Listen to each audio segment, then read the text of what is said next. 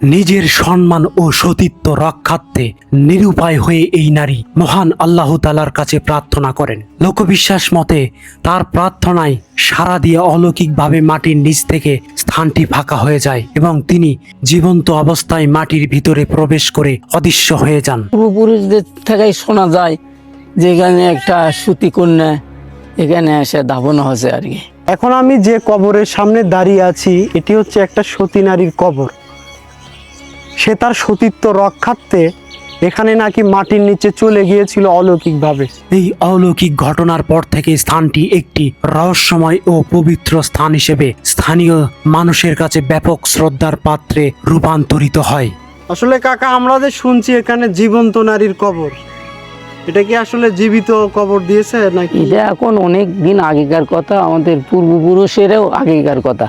শত বছর আগে এই অঞ্চলে বিবি সাইবানী নামে এক অত্যন্ত ধার্মিক ও সতী নারী বসবাস করতেন। তৎকালীন এক প্রভাবশালী ব্যক্তি তার সতীত্ব ও সম্মানহানির চেষ্টা করেছিল বলে জনশ্রুতিতে আছে। বগুড়া জেলার কাহালু ও ধূপচাঁচি উপজেলার অবস্থিত এই স্থানটি স্থানীয়দের কাছে বিবি সাইবানীর জীবন্ত সমাধি বা সতী নারীর কবর হিসেবে পরিচিত।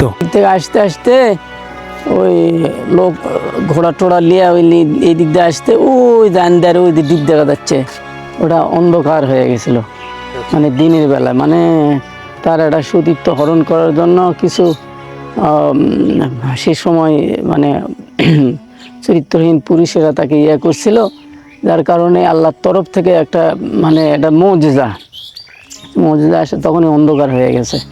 অন্ধকার হয়ে গেলে আর তার অস্তিত্ব মানে আস্তে আস্তে মিশে চলে গেছে।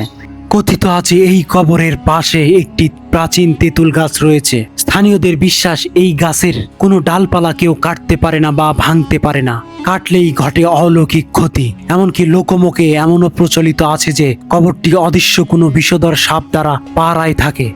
বহু মানুষ স্থানটিকে পবিত্র বা অলৌকিক মনে করে মনের আশা পূরণের উদ্দেশ্যে এখানে মানত করতে আসেন। বিশেষ করে নারীদের আগমন এখানে চোখে পড়ার মতো। এখন যে কবরটা আছে, আচ্ছা, এটা কি নির্মাণ করেছে পরে? হ্যাঁ, এখানে নির্মাণ করছে সেটা পরে আর কি।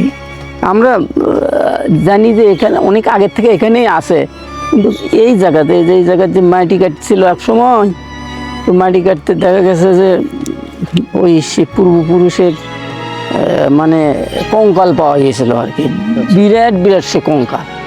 তারপরে সে ওখানে দাফন করছে। এটা কত বছর আগে? সেটা বহুকাল আগে। বাস্তবতা যাই হোক না কেন, লোক সংস্কৃতি ও প্রাচীন কাহিনীর অংশ হিসেবে বগুড়ার এই নিভৃত গ্রামের জীবন্ত নারীর কবর আজও এক পরম কৌতূহলের নাম। বিজ্ঞান ও আধুনিকতার যুগে এই ধরনের অলৌকিক কাহিনীকে অনেকেই কেবল লোককথা বা গুজব বলে উড়িয়ে দেন। স্থানীয় সচেতন ও নাগরিক ধর্মীয় গবেষকদের মতে এটি ইসলামের মূলধারার কোনো বিষয় নয়। অনেক সময় স্থানীয় কিছু স্বার্থন্বেষী মহল মাজার এই জাতীয় স্থান তৈরি করে অর্থনৈতিক সুবিধা নেওয়ার জন্য কাল্পনিক গল্প তৈরি করে থাকেন।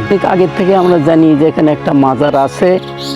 হ্যাঁ, এখানে মাটি কাটতে কাটতে বেশ কিছু লাশের সন্ধান পাওয়া গেছিল এখানে।